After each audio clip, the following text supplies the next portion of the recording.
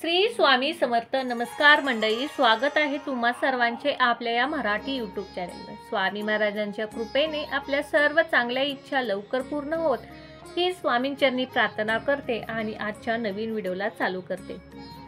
तर पहा, हिंदू धर्मामध्ये श्रावण महिन्याला खूप पवित्र मानले जाते. तसेच इतर महिन्यांच्या तुलनेत या महिन्यात बरेच सण साजरे केले जातात. श्रावणाला सुरुवात झाली की सर्वात आधी नागपंचमी आणि रक्षाबंधन आणि मग कृष्ण जन्माष्टमीचा सण साजरा केला जातो. हिंदू धर्मामध्ये कृष्ण जन्माष्टमीला विशेष महत्त्व पूर्ण मानले गेले आहे, कारण या दिवशी श्री विष्णूंचा 8वा अवतार असलेल्या श्रीकृष्णाचा जन्म झाला होता. त्यामुळे श्रावणातील कृष्ण पक्षातील अष्टमी तिथीला कृष्णाष्टमी हा सण साजरा केला जातो. तर यंदा 26 ऑगस्ट रोजी हा सण साजरा केला जाईल. तसेच या दिवशी योगायोगाने श्रावणातील 4था सोमवार देखील असणार आहे.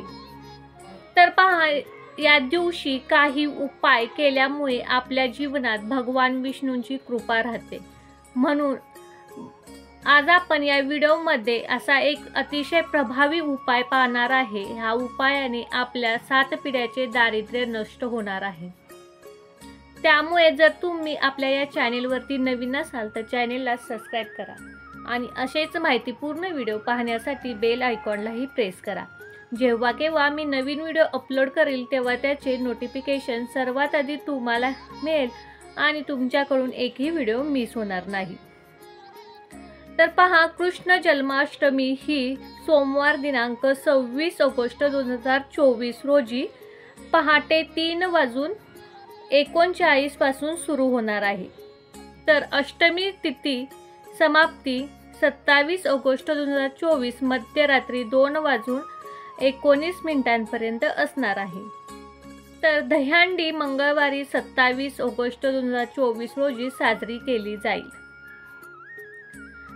कृष्ण जन्माष्टमीच्या पूजेचा शुभ मुहूर्त 26 ऑगस्ट 2024 रोजी 12:01 पासून 12:45 पर्यंत असणार. मिनिटाच्या कालावधीत आपल्याला जन्माष्टमी ही साजरी करायची आहे. तर पहा, सोमवारी श्रीकृष्ण जन्माष्टमी ही आपल्याला रात्री साजरी करायची आहे 12:01 नंतर. तर सर्वप्रथम आपल्याला पूजेची मांडणी करून घ्यायची आहे.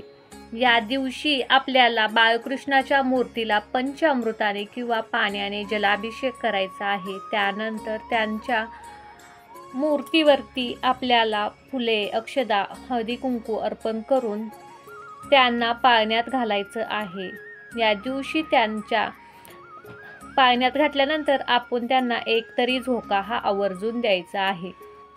अशा प्रकारे आपल्याला जन्माष्टमी ही साजरी करायची आहे. त्याचबरोबर बघा, ज्योतिषशास्त्रानुसार या दिवशी काही उपाय केले असता आपल्या जीवनात सुख समृद्धी येते आणि आपल्या घरात 7 पिढ्याचे जे दारिद्र्य असते किंवा दुःख असते, कलह असतात, हे कलह नष्ट होतात. तर पहा, सोमवारच्या दिवशी आपल्याला गाईला अशी एक वस्तू खाऊ घालायची आहे. ती वस्तू खाऊ घातल्यामुळे गाईची कृपा आपल्यावर होणार आहे. बघा, हिंदू धर्मामध्ये गाईला खूप महत्त्व आहे. गाईला गोमाता म्हटलं जातं. गाईमध्ये 33 कोटी देवांचा वास असतो. ज्या ठिकाणी गाई असते त्या ठिकाणचा वास्तुदोष हा नष्ट होतो. त्याचबरोबर श्रीकृष्ण व गाई यांचं नातं खूप जवळचं आहे. तर गोकुळामध्ये श्रीकृष्ण हे गायींसोबत वाढले आहेत असंही म्हटलं जातं. म्हणून या दिवशी गाईला आपण काही गोष्टी खायला घातल्यामुळे आपल्यावर गायीची कृपा राहते.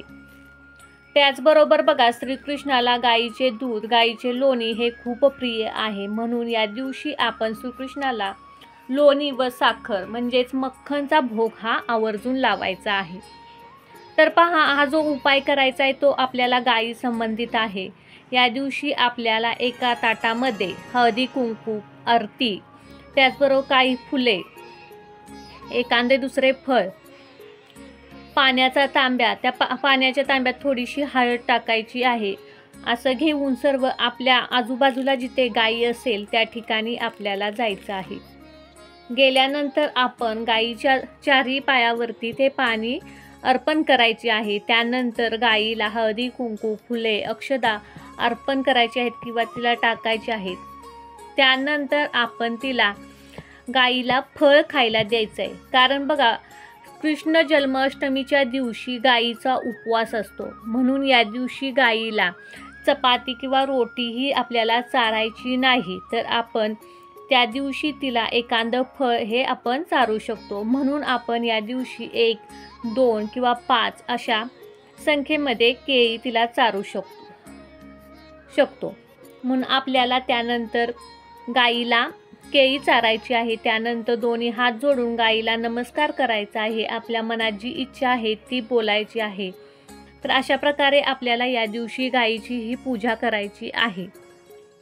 त्यानंतर आपल्याला गाईच्या तोंडावरती थोडे पाणी किंवा एका बकेटमध्ये तिला पाणी ठेवायचं आहे पिण्यासाठी। तर अशा प्रकारे आपल्याला सोमवारी श्रीकृष्ण जन्माष्टमीच्या दिवशी गाईला एखादे दुसरे फळ, आता तुमच्याकडे केळी नसेल तर तुम्ही उपवासाला चालणारे कोणतेही फळ तुम्ही गाईला खाऊ घालू शकता। तर अशा प्रकारे आपल्याला या गोष्टी आहेत त्या गाईला खाऊ घालायच्या आहेत।